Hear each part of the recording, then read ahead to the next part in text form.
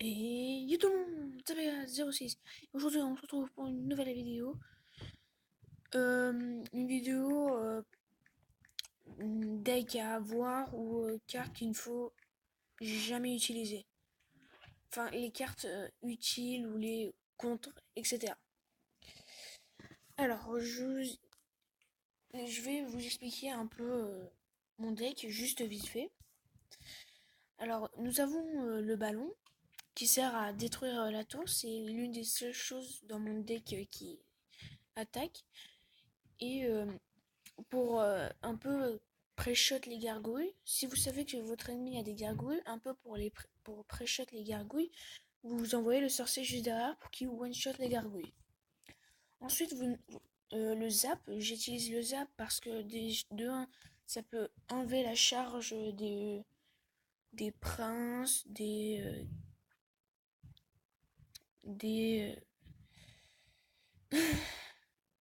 désolé, je bug. Oui, des princes, des appis, etc. Les esprits de feu, c'est pour s'occuper des troupes aériennes, un peu pour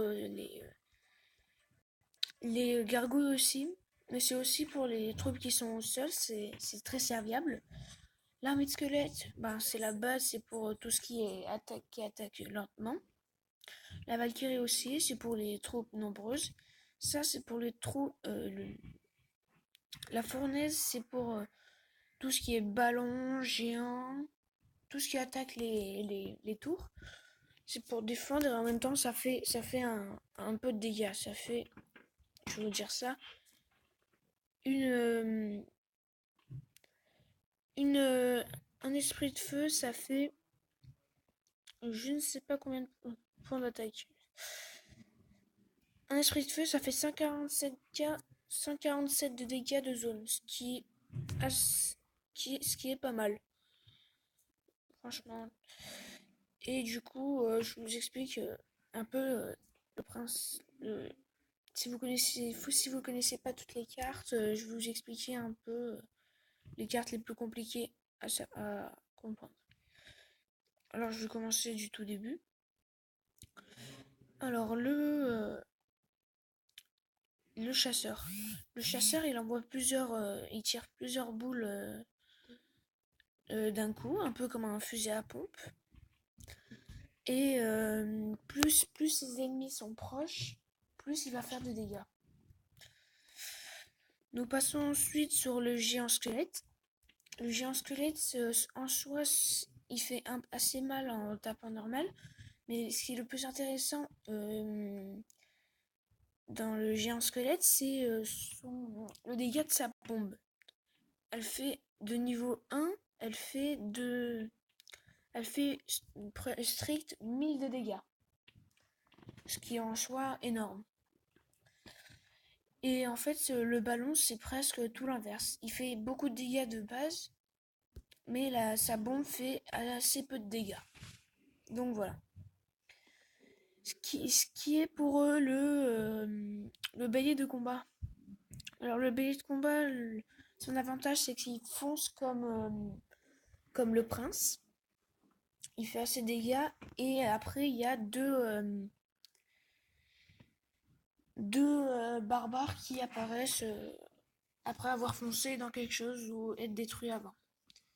Le golem c'est une troupe qui utilise beaucoup d'élixir mais qui est très efficace. Le golem a beaucoup de points de vie.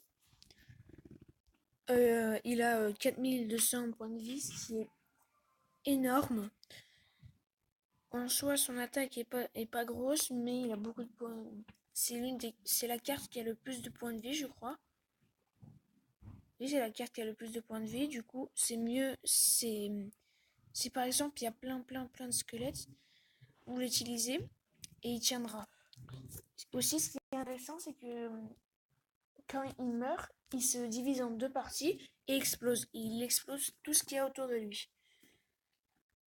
Il one-shot les gargouilles et squelettes et chauves-souris. Mais les autres, je ne crois pas qu'il les one-shot. Et les deux, ils se divisent en deux, en étant.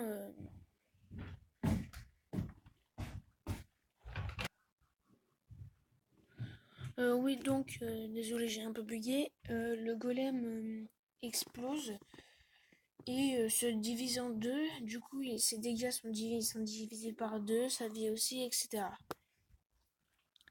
Le feu à gobelin, c'est très basique. C'est comme une bûche, sauf que ça fait un petit peu moins de dégâts. Sa zone est plus petite, sauf qu'il envoie un barbare dès qu'il. Nous passons dans l'étape des légendaires. Alors une carte de l'arène 4 qui est la tour de l'enfer, la TDE. Alors elle fait très peu de dégâts au début, mais elle fait de plus en plus de dégâts à force que l'ennemi résiste. Par exemple, si je prends le golem va résister moins longtemps que des gargouilles. Plus l'ennemi a de PV, plus c'est facile pour la TDE de le tuer. Nous passons ensuite à la foudre. La foudre, c'est un basique, ça fait 877 de dégâts et ça peut toucher 3 personnes dans un rayon. Et ça touche les ennemis. Et oui, du coup, la foudre touche 3 personnes. Ensuite, les 3 personnes sont les personnages qui ont le plus de vie. Ensuite, le PK, il fait énormément de dégâts, 678 de dégâts. Il a 3458 de PV. Et il est assez lent et assez résistant. C'est un mini PK, mais en 2 fois plus fort, mais qui coûte un peu plus de mana. Le mineur, c'est comme le feu à gobelin, vous pouvez l'envoyer partout. Il a pas mal d'attaques et pas mal de PV. Ensuite, le Molos ne fait pas beaucoup de dégâts. Il attaque les tours et a beaucoup de PV. Bon, ben, je pense que ça va être tout pour aujourd'hui parce que j'ai pas le temps de tout faire. Du coup, je vais vous laisser. Ciao tout le monde. C'était Pega06. Au revoir.